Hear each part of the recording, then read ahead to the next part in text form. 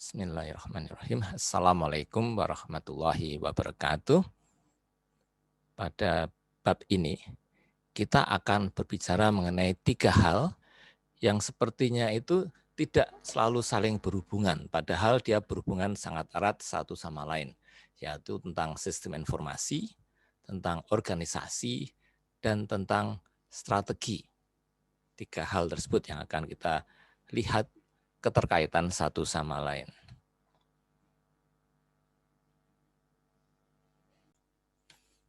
Dua hal yang pertama, teknologi informasi dan organisasi ternyata saling mempengaruhi. Hubungannya itu terkait dengan struktur organisasi.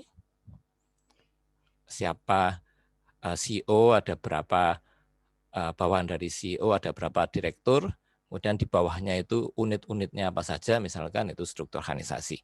Kemudian proses bisnis, kita sudah lihat pada bagian sebelumnya, ada proses bisnis yang hanya berlaku pada satu divisi, ada yang berlaku pada banyak divisi, ada lintas divisi. Politik dari organisasi juga berpengaruh, yaitu orang-orang yang punya kepentingan, kelompok-kelompok kepentingan. Kemudian kultur, budaya perusahaan juga berpengaruh, lingkungan di luar perusahaan juga berpengaruh, dan keputusan-keputusan yang diambil oleh manajemen juga berpengaruh. Dan ini saling mempengaruhi. Misalkan teknologi informasi yang digunakan bisa terpengaruh oleh budaya, terpengaruh oleh keputusan manajemen, namun sebaliknya, teknologi informasi juga bisa mempengaruhi budaya perusahaan, bisa mempengaruhi proses bisnis yang harus dilakukan oleh perusahaan. Jadi saling mempengaruhi.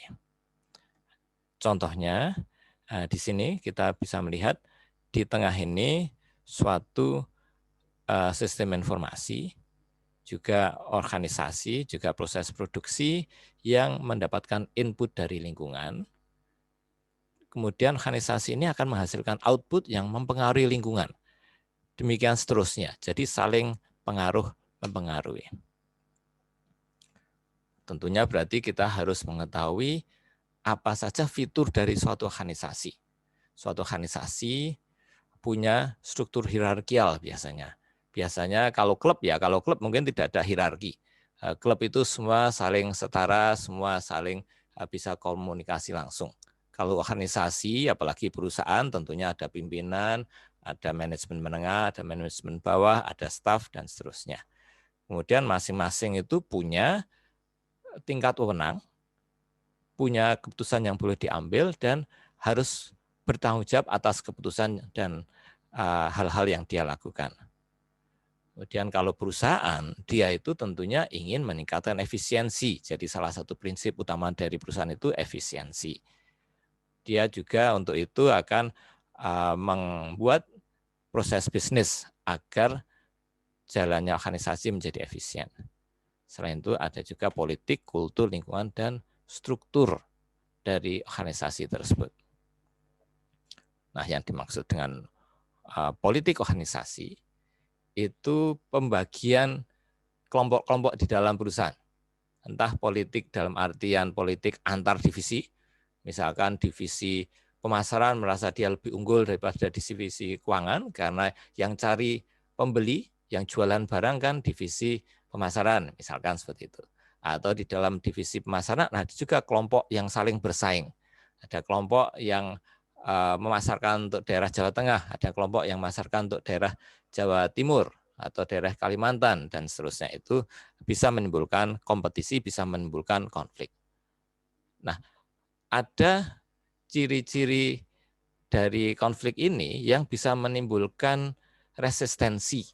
Orang jadi enggan untuk menggunakan sistem informasi. Nah, itu yang harus diwaspadai, jangan sampai politik dan kultur dan sistem organisasinya itu justru membuat penggunanya resisten. Jangan sampai karena ada berbagai faktor-faktor tersebut tadi, orang menjadi enggan menggunakan sistem informasinya. Dan tentunya pembuatan sistem informasi dan penerapan sistem informasi akan mengarah pada perubahan organisasi. Nah, ini juga sering orang tidak suka, perubahan itu kan selalu menyakitkan untuk sebagian orang. Kultur juga seperti itu. kultur itu harus dikembangkan agar dia justru menjadi suatu kekuatan yang menyatukan orang dan membuat orang itu bersepakat dan bersemangat untuk berubah. Berubah dengan cara misalkan menggunakan sistem yang baru, berubah proses bisnisnya, berubah menjadi lebih efisien, lebih produktif, dan sebagainya. Kemudian antara organisasi dengan lingkungan. Nah, dua hal ini saling berpengaruh seperti kita lihat pada bagian sebelumnya tadi, ada hubungan resiprokal. Organisasi akan mengaruhi lingkungannya, lingkungan juga akan mengaruhi organisasi tersebut. Kemudian seringkali lingkungan itu berubah lebih cepat daripada perubahan yang bisa diikuti oleh perusahaan tersebut. Maka sistem informasi kita bisa manfaatkan untuk memindai, untuk melihat perubahan yang terjadi di lingkungan dan mempercepat perubahan internal perusahaan sehingga perusahaan itu tidak ketinggalan dengan perubahan lingkungan, tidak ketinggalan dengan permintaan pasar, dengan perubahan keinginan konsumen, dengan perubahan teknologi. Itu salah satu manfaat sistem informasi dalam kaitannya dengan hubungan dengan lingkungan. Kemudian ada juga yang namanya disruptive technology. Lingkungan yang berubah dengan lambat pun seringkali kita ketinggalan ikuti, apalagi kalau ada perubahan dari lingkungan yang berupa teknologi yang disruptif, teknologi yang tiba-tiba berubah. Seperti misalkan ada pesaing perusahaan taksi yang memanfaatkan aplikasi. Akhirnya perusahaan taksi itu tergagap-gagap melihat ada perubahan model bisnis yang digunakan oleh Gojek, Grab, dan seterusnya. Dan akhirnya mereka bisa jadi kalah bersaing kalau tidak cepat-cepat berubah juga. Itu sifat dari disruptive technology. Untuk itu ada yang namanya first movers dan fast followers.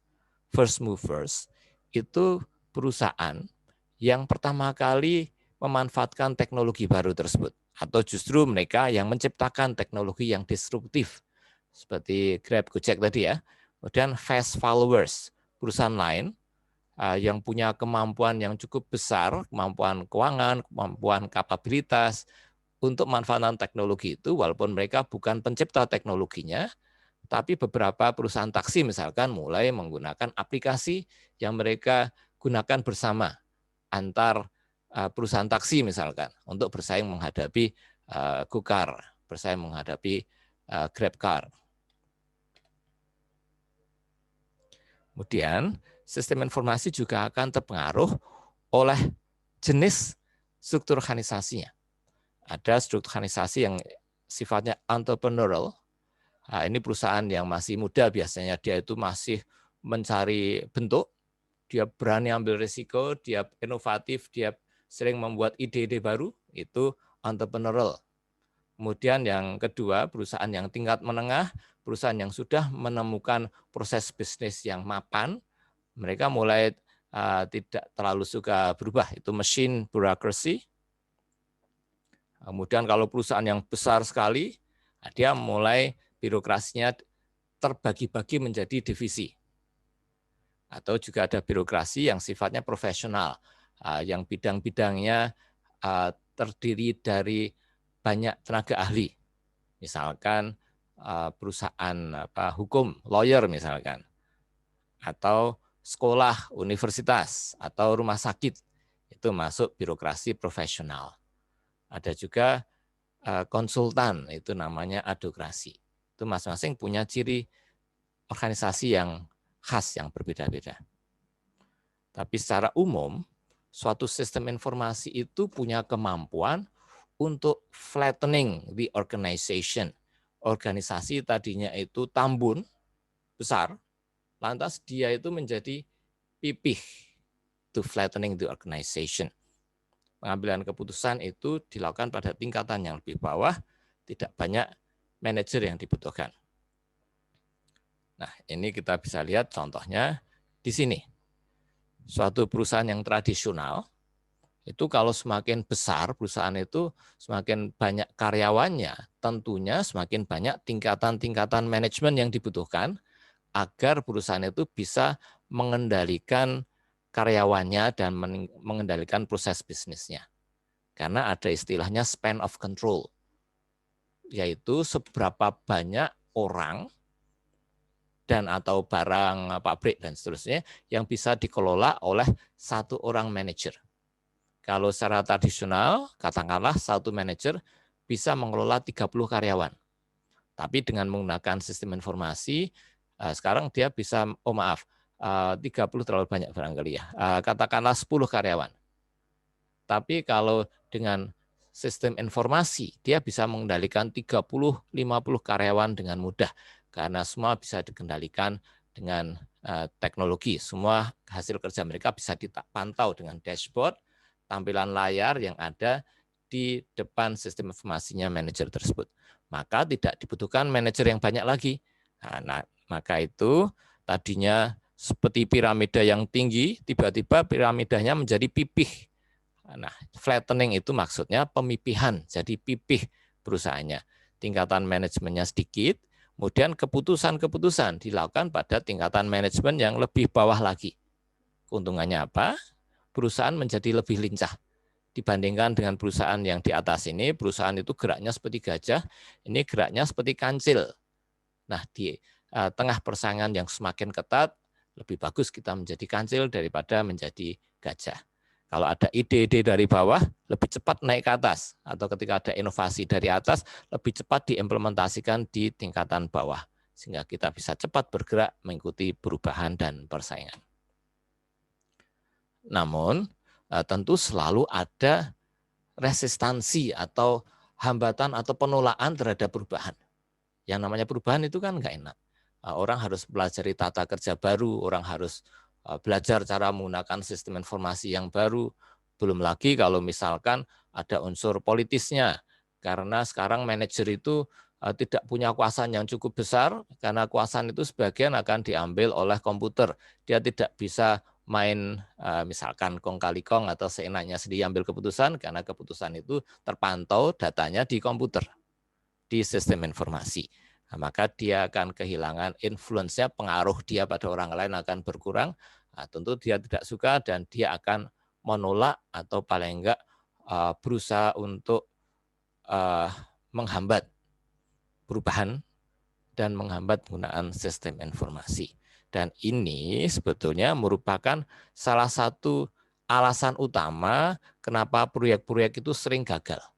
Proyek sistem informasi itu sering gagal bukan karena masalah programmingnya, bukan masalah teknis IT-nya, tapi karena masalah politik dan kultur di suatu organisasi yang menghambat implementasi sistem informasi. Nah, sekarang kita berusaha menganalisis kenapa ada perusahaan yang menjadi leader, yang ada di depan, yang menang menghadapi persaingan dan selalu di depan. Tapi ada juga beberapa perusahaan yang selalu ketinggalan. Nah, ada yang namanya competitive forces model atau model yang menunjukkan kekuatan-kekuatan yang berkompetisi yang dikemukakan oleh Michael Porter. Nah, Michael Porter ini menyatakan ada 5 hal yang akan menentukan nasib dari suatu perusahaan yang saling kekuatan-kekuatan ini akan saling berinteraksi dan memaksa perusahaan untuk bergerak, berubah, dan mengambil keputusan. Yaitu kita langsung lihat di gambar. Ini perusahaannya, ini pesaing. Nah, pesaingnya tentu ketika harga yang diberikan oleh pesaing lebih rendah, maka perusahaan juga harus bisa lebih efisien juga sehingga mereka bisa memberikan harga yang lebih rendah atau barang yang lebih bagus atau layanan yang lebih menarik. Kemudian ada juga new market entrance, perusahaan baru yang masuk ke pasar. Misalkan perusahaan ini merupakan perusahaan taksi. Kemudian muncul di daerah tersebut perusahaan taksi yang lain dengan mobil yang lebih bagus, atau kalau taksi yang ini pakai sedan, sekarang pesaingnya pakai Avanza, lebih luas, lega, dan bisa membawa bagasi yang lebih banyak. Kemudian muncul ini new market entrance, ada perusahaan baru. Perusahaan baru ini misalkan ada perusahaan Gojek tadi. Gojek itu masuk ke pasar, dan membawa model bisnis yang baru, pakai Gokar. Ada juga substitute products. Substitute products ini merupakan produk yang fungsinya sama, tetapi dia bentuknya beda. Misalkan ojek yang tradisional maupun ojek yang online gitu ya. Beda dengan taksi karena orang akan tetap kepanasan dan kehujanan kalau pakai ojek, tapi fungsinya sama, yaitu membawa orang dari satu tempat ke tempat yang lain. Selain itu ada juga supplier. Supplier itu berarti perusahaan yang menyediakan katakanlah spare part-nya atau menyediakan ban ketika ban yang digunakan di kendaraan sudah halus misalkan, itu supplier, dan customer, pembeli. Nah, masing-masing punya daya tekan, daya tarik. Misalkan kalau perusahaan ini tergantung pada satu supplier karena ada misalkan kalau masih pakai karburatornya, kalau enggak misalkan chip IC yang digunakan pada mesin untuk mengatur pembakaran. Itu kan suppliernya terbatas. Nah, dia akan tergantung pada perusahaan ini. Ketika mobilnya mogok, supplier tidak bisa menyediakan, dia akan terganggu. Maka mungkin jadi perlu nyetok barang.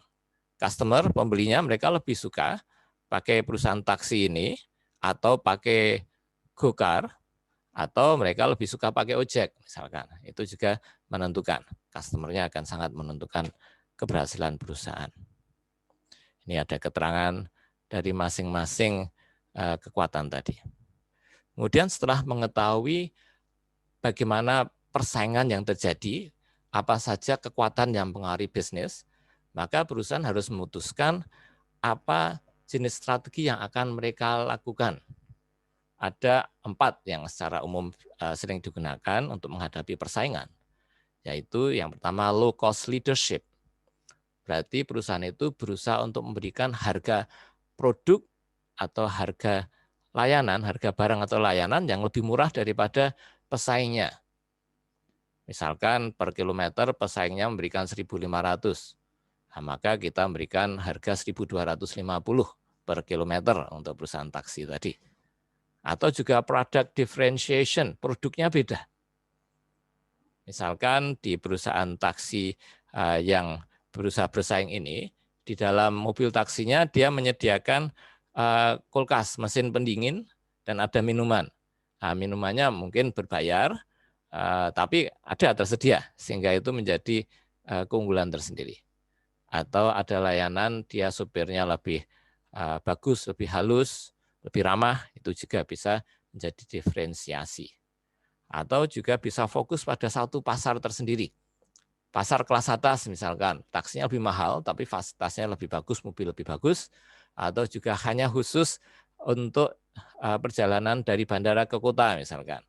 Itu juga berfokus pada pasar tertentu saja. Atau bisa juga meningkatkan kedekatan antara konsumen dengan perusahaan atau perusahaan dengan pemasoknya. Misalkan ada membership. Misalkan kita selalu mengingatkan ketika ada ulang tahun dari pelanggan, maka mereka akan didekati, mereka akan diberikan diskon misalkan, atau ada trip gratis untuk hari itu, mereka gratis menggunakan taksi pada hari ulang tahun mereka misalkan. Jadi itu upaya-upaya untuk mendekatkan perusahaan dengan konsumen sehingga konsumen menjadi loyal dan tidak gampang beralih ke lain hati. Ini ada keterangan dari masing-masing tersebut. Nah, kemudian sekarang kita lihat ternyata internet itu punya efek terhadap keunggulan bersaing. Efek ini ada yang besar, ada yang kecil. Untuk beberapa industri, misalkan industri rekaman musik. Dulu kalau kita membeli musik kan dalam bentuk CD atau sebelumnya dalam bentuk kaset kalau Anda pernah tahu. Nah, itu sekarang kan sudah nggak ada persewaan CD, persewaan kaset lagi, tapi semua orang tinggal download, nonton di YouTube atau mendengarkan di Spotify. Nah, itu merupakan perubahan terhadap industri yang sangat kentara. Koran juga mungkin berkurang pembacanya, koran yang fisik beralih ke media online. Kemudian persaingan jadi semakin ketat karena adanya internet. Di samping itu, dengan adanya internet, orang dipaksa untuk membuat standar yang universal. Suatu itu harus punya semua, harus ada, misalkan di e-commerce ada hal-hal tertentu yang harus diikuti. Kita mau nggak mau harus mengikuti sistem e-commerce, misalkan mau berjualan di Tokopedia, di Shopee, maupun yang lainnya. Namun dengan itu, maka pesaing baru juga lebih mudah muncul, entrance to the market.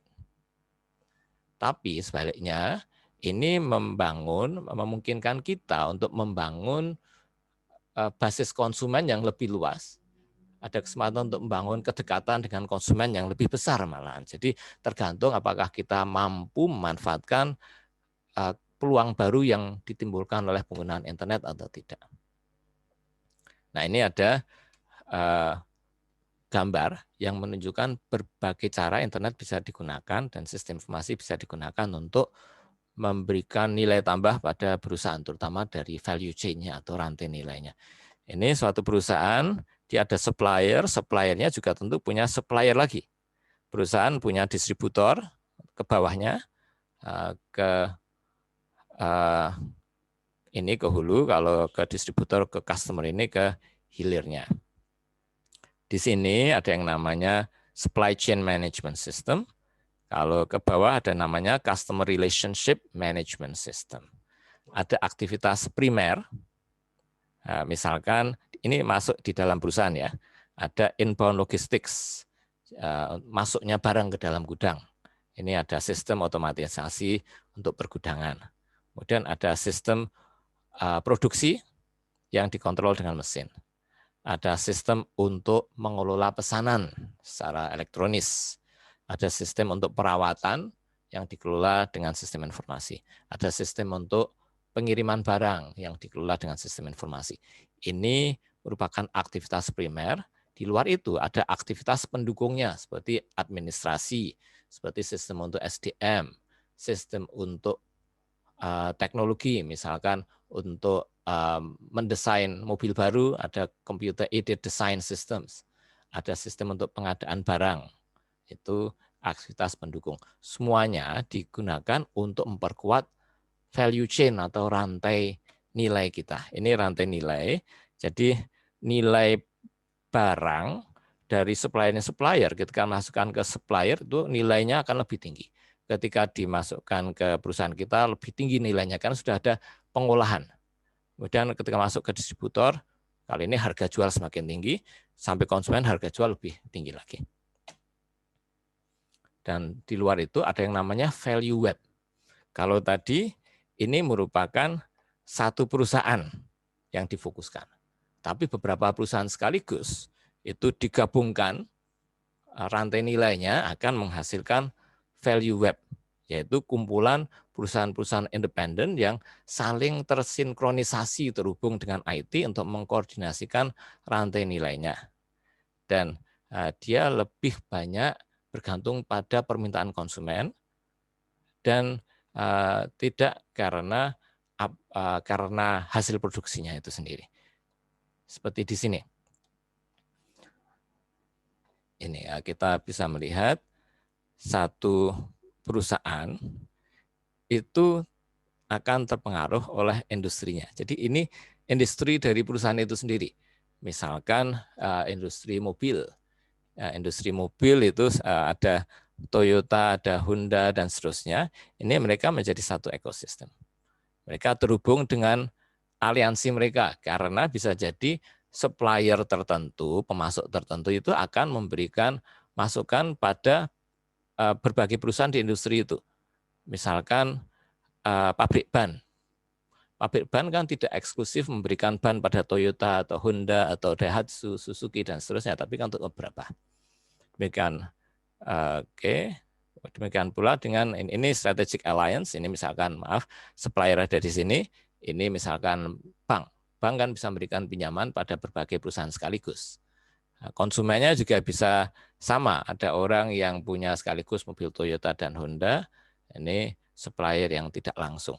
Jadi ternyata di luar rantai nilai yang kita lihat fokus pada satu perusahaan ini, ternyata kalau digabungkan menjadi value web, jaringan nilai yang lebih luas lagi dan juga saling berpengaruh. Nah, ini menjadi suatu ekosistem bisnis. Nah, ekosistem bisnis ini juga tentunya akan didukung dengan sistem informasi juga. Oke, kemudian di sini, kalau Anda berkaca lagi pada rantai nilai dari satu perusahaan, rantai nilainya Toyota, rantai nilainya Honda, rantai nilainya Suzuki, itu mereka punya rantai nilai sendiri, punya jaringan sendiri. Ternyata jaringan itu saling bersaing. Jadi kalau kita melihat tadi, Porter tadi kan ada competitive forces model. Itu juga bisa diekstrapolasi lebih luas lagi, persaingan tidak antara perusahaan dengan pemasoknya atau suppliernya, atau dengan konsumen atau produk substitusinya, atau perusahaan baru yang masuk ke pasar. Tapi seluruh rantai pasokan dan rantai distribusi perusahaan tersebut akan bersaing dengan rantai pasokan dan rantai distribusi perusahaan yang lain. Ketika Honda punya jaringan pemasok, punya jaringan penjual, nah, dia jaringan itu yang dimiliki oleh Honda itu bersaing dengan jaringannya Toyota, bersaing dengan jaringannya Suzuki, Daihatsu, dan seterusnya. Nah, itu persaingan dalam suatu ekosistem yang lebih luas tingkat industrial. Nah, penggunaan sistem informasi itu akan membantu memastikan perusahaan punya keunggulan bersaing yang sifatnya sustainable, yang sifatnya bisa menerus, bisa berkelanjutan. Kemudian ada kepentingan perusahaan untuk mensinkronisasi antara teknologi informasi yang digunakan dengan tujuan bisnisnya. Jadi itu harus betul-betul disesuaikan. Ada hubungan antara sistem informasi organisasi dan strateginya. Sistem informasi harus dibuat sesuai dengan struktur organisasinya sendiri, termasuk kultur dan seterusnya, harus disusun berdasarkan strategi yang perusahaan itu kembangkan. 3 hal itu yang dibahas dalam bab kita, ternyata harus saling terkait, harus saling terkoneksi dan terintegrasi. Kalau tidak, sistem informasinya tidak akan bisa memberikan manfaat bagi perusahaan karena tidak sesuai dengan strategi perusahaan itu sendiri atau tidak mampu mendukung struktur organisasi perusahaan tersebut. Nah, itu yang menjadi inti dari bab kita, bahwa sistem informasi, organisasi, dan strategi itu harus terintegrasi, saling mendukung. Oke, terima kasih. Demikian pembahasan kita pada kesempatan ini, dan wassalamualaikum warahmatullahi wabarakatuh.